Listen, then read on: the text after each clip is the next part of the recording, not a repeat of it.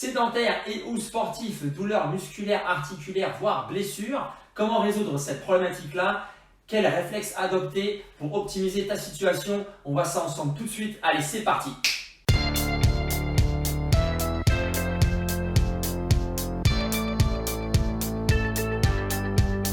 Salut, c'est Nico, j'espère que tu vas bien et bienvenue sur ma chaîne où j'aide chacun à mieux bouger et mieux vivre. Alors comme tu peux le constater aujourd'hui, je ne suis pas tout seul et regarde cette magnifique photo vue sur mer. Je suis avec Kevin Mazenouri, ostéopathe sur Herblay. Comment vas-tu, Kevin? Super bien, merci Nico de venir une fois de plus au cabinet. Mais c'est un grand plaisir à chaque fois. Alors aujourd'hui, on a envie de te parler plus précisément d'une articulation, à savoir celle de la cheville.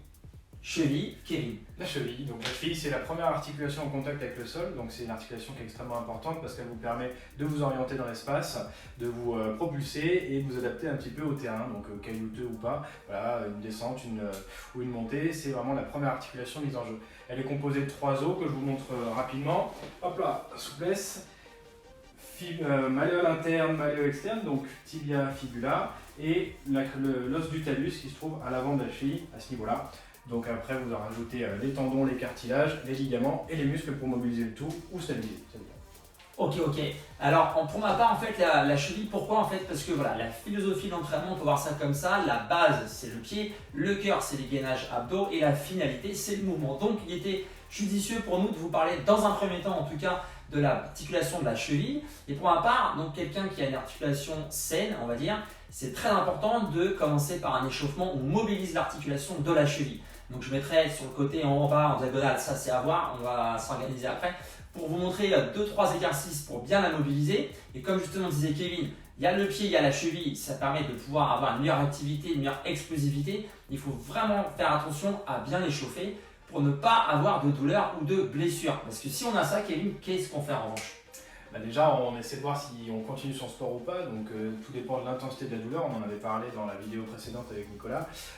Et effectivement, si douleur se présente, il est important d'être attentif à 2-3 petits signes assez facilement repérables, notamment à distance du sport. Est-ce que la cheville gonfle? Est-ce qu'il y a un bleu qui apparaît? Ce genre de choses, c'est des choses auxquelles il faut faire vraiment attention et réagir assez rapidement pour ne pas aggraver les blessures qui pourraient se présenter. Donc ça, c'est dans l'hypothèse où on a quelque chose qui n'est pas terrible. Mais en revanche, si tout va bien et qu'on a envie de continuer que ça aille très bien, c'est de justement faire la combinaison avec des exercices à la fois de renforcement, donc de renforcer toutes les structures qu'il y a autour de l'articulation, des exercices par exemple sur un appui, donc les fentes, 2 appuis, les squats, pourquoi pas aussi quand on va aller un petit peu plus loin, monter le niveau, faire des exercices en pliométrie.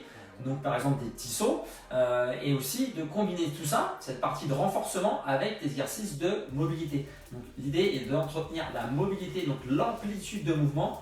Pour par exemple, j'aime bien parler du tennisman qui sur un terrain glissant, à savoir la terre battue, va chercher la balle loin en faisant un grand écart. S'il est mobile, s'il est souple, il va pouvoir aller chercher cette balle-là en diminuant le risque de blessure et revenir vite et repartir sur ses appuis, être dynamique. Et ça, c'est positif. Est-ce que toi, j'aimerais bien avoir ton avis aussi sur quand quelqu'un a mal ou ressent quelque chose, quel réflexe avoir avec le chaud, le froid, le chaud? Comment toi tu vois la chose? Ouais. Bon, ça c'est un grand débat que les professionnels de santé peuvent avoir ensemble, voire même les coachs. Il y a une chose qui est sûre, c'est que le chaud est vasodilatateur, donc ouvre les vaisseaux sanguins, donc fait un apport en sang qui va permettre notamment de cicatriser, de drainer. Et le froid vasoconstricteur à l'inverse forcément, donc va limiter l'apport en sang et va peut-être limiter également le gonflement, notamment sur une cheville après une torsion. Donc effectivement, pour faire simple et pour contenter à peu près tout le monde, le froid étant également antalgique, antidouleur, effectivement, sur le coup, quand vous venez de vous blesser, mettez un coup de froid. Vous avez les bombes comme ça qui fonctionnent très bien. Vous avez les pochettes bleues, vertes, marron, ce que vous voulez, qui fonctionnent bien, qui peuvent faire chaud ou froid. Donc ça, c'est quand même un bon atout. Donc du froid tout de suite sur l'articulation qui se serait un petit peu tordue. Et puis à distance, potentiellement, on mettrait du chaud. Tout ça sous contrôle d'un professionnel de santé, que ce soit un médecin, que ce soit un kiné, que ce soit un ostéopathe qui peut vous conseiller. Voilà, ne faites pas les choses dans votre coin, mais réagissez tout de suite en mettant déjà un petit peu de froid et si possible à distance, peut-être sur une contracture, du chaud. Voilà, on va dire ça comme ça, ce sera déjà pas mal. Ok, donc la cheville, très important dans le domaine du mouvement, de l'entraînement. Donc en combinant force en mobilité, on a des petits réflexes que vient d'expliquer Kevin, de mettre en avant justement si on ressent une petite douleur, une petite gêne.